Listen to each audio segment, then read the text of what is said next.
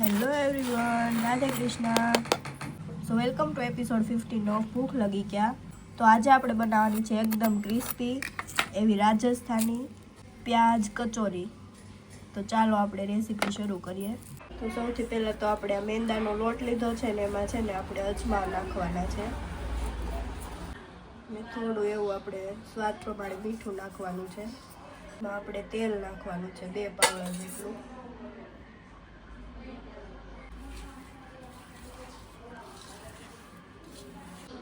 જો આ રીતે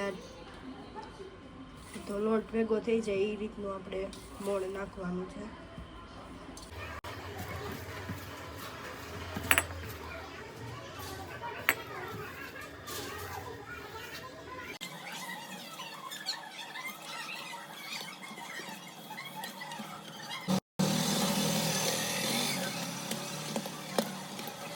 તો જો આપણો લોટ રેડી થઈ ગયો છે.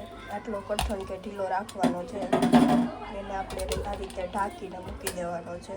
હવે મેં અહીંયા આખું જીરું લીધું છે, વરિયાળી લીધી છે, આખા ધાણા લીધા છે અને આમાં લીધા છે લવિંગ અને મરી. આટલા મેં લવિંગ અને મરી લીધા છે. તો આ બધું આપણે અધકચરું ખાંડી લેવાનું છે. આ રીતે બધું મિક્સ કરી દેવાનું છે. તો જો આટલું અધકચરું મેં પીસવું છે અને એની સાથે આપણે બોઇલ પોટેટો લીધા છે અને મેશ કરી લીધા છે. આદુ મરચાંની પેસ્ટ લીધી છે અને 1 કપ જેટલા મેં કાંદા લીધા છે. અને આ બધાની સાથે જ આપણે જે બેઝિક મસાલા આવે એ લેવાના છે. મસાલાનો વઘાર કરવાનો છે તો એના માટે અહીંયા મેં 2 પાવડા જેટલું તેલ લઉં છું. જો આપણે 2 પાવડા જેટલું તેલ લીધું છે. ગરમ થાય એટલે આપણે એમાં હિંગ એડ કરવાની છે. આદુ મરચાંની પેસ્ટ છે એ એડ કરી દેવાની છે.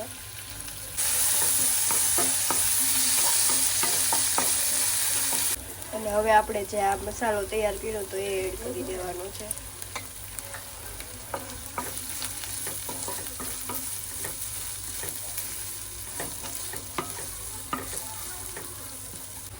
જો મસાલો આપણો સતળાઈ ગયો છે. હવે આપણે એમાં કાંદા એડ કરવાના છે.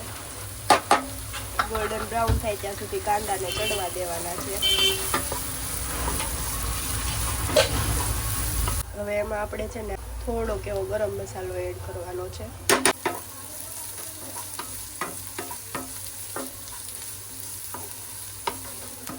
હવે આપણે આમાં લાલ મરચું પાવડર એડ કરવાનો છે.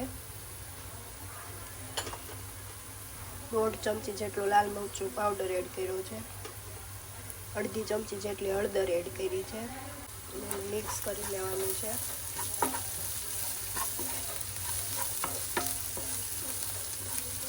હવે આપણે આમાં સ્વાદ પ્રમાણે મીઠું એડ કરવાનું છે અને ચપટી એવી ખાંડ એડ કરવાની છે.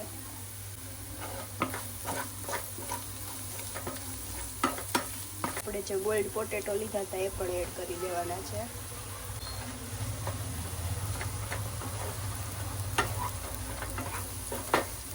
બધું મિક્સ કરી દેવાનું છે બરોબર. તો જો બધું મિક્સ થઈ ગયું છે હવે આપણે એમાં ઉપરથી ધાણા એડ કરવાના છે. કચોરીનું સ્ટફિંગ તૈયાર થઈ ગયું છે. તો ચાલો આપણે હવે કચોરી વણવાનું સ્ટાર્ટ કરીએ. આ રીતે આપણે એક રાઉન્ડ પૂરી જેવું રેડી કરવાની છે. અને હવે આપણે આમાં વચ્ચે સ્ટફિંગ ભરવાનું છે. અને 1 ચમચી જેટલું નાખ્યું છે. અને આની કોરે આપણે બધે પાણી લગાવી દેવાનું છે જેથી આપણી કચોરી છે ને ફાટે નહીં તળતી વખતે.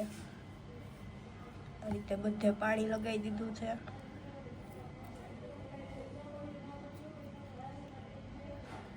આ રીતે એને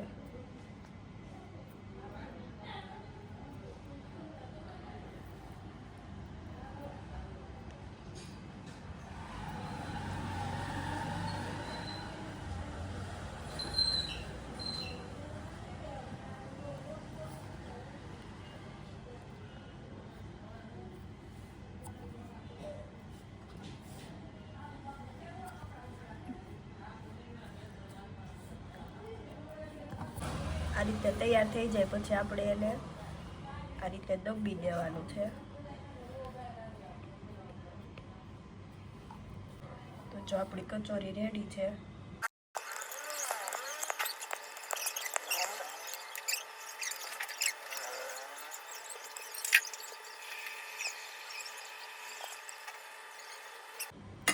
તો આપણે છે ને એક અલગ રીતે કચોરી ભરવાની છે. આપણે જે મીઠા ઘૂઘરા બનાવીએ ને એ રીતે.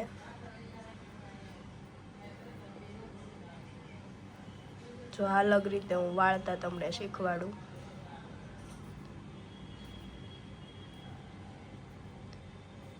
આ બધું આવડે એને જ આવડે, બધાનું કામ નથી આ. તો આ કચોરી રેડી થઈ ગઈ આપણી. બધી કચોરી રેડી થઈ ગઈ છે ભરાઈને. આપણે એને તળવાની છે. તો જો કચોરી તળવા માટે મેં અહીંયા તેલ ગરમ થવા માટે મૂકી દીધું છે. તેલ આવી ગયું છે તો હવે આપણે એમાં બધી કચોરી એડ કરી દેવાની છે. થોડી થોડી કરીને તળી લેવાની છે. સ્લો ફ્લેમ રાખી છે હવે. એકદમ ક્રિસ્પી થાય અને બ્રાઉન કલર થઈ જાય ત્યાં સુધી આપણે એને સ્લો ફ્લેમ ઉપર તળી લેવાની છે. અને અંદરથી કાચી પણ ન રહે સ્લો ફ્લેમ હોય એટલે. તો જો આપણી કચોરી બધી બ્રાઉન થઈ ગઈ છે. હવે આપણે એને કાઢી લઈશું. જો એકદમ ક્રિસ્પી બની છે. અવાજ જોઈને તમને ખબર પડી જશે. હવે આપણે બાકીની પણ બધી તળી લેવાની છે.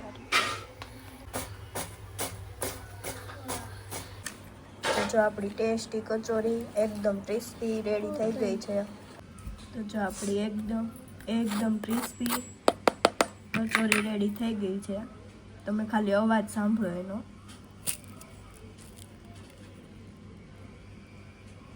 રેસીપી ગમી હોય તો લાઈક, શેર, કમેન્ટ અને સબસ્ક્રાઈબ કરતા જજો. રાધે કૃષ્ણ. આવજો.